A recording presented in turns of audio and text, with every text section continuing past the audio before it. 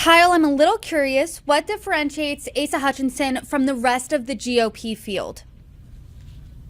Absolutely.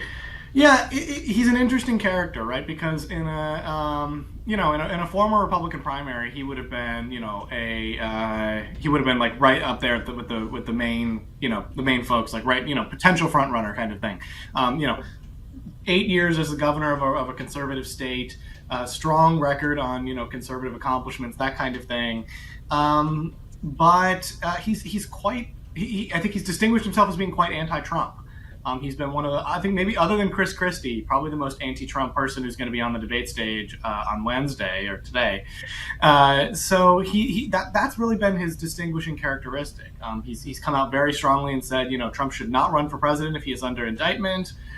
He's gone after him repeatedly for being, for a lot of things, including January 6th. So that is his kind of distinguishing characteristic. Other than that, you look at his policy portfolio versus most of the other candidates on the stage, they're proposing a lot of the same things. A lot of tax cuts, restrictions on abortion, strong national defense, lots of, things are looking pretty similar.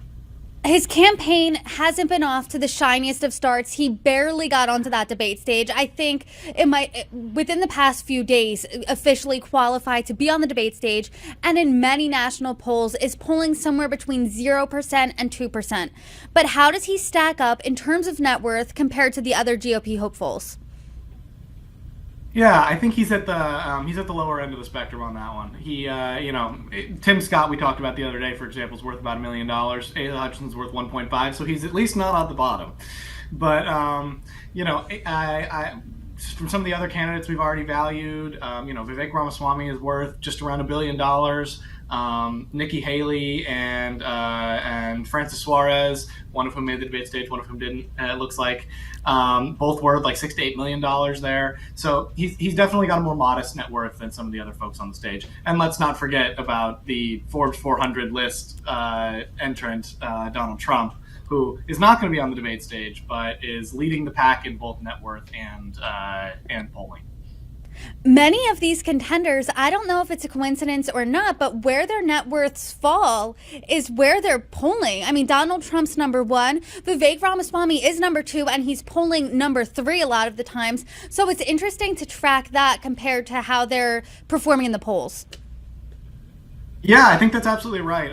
There's one caveat there, which is we haven't done the net worth valuations for example, Doug Burgum, who's supposed to be on the debate stage tonight, and he's worth, we think, at least a couple $100 million.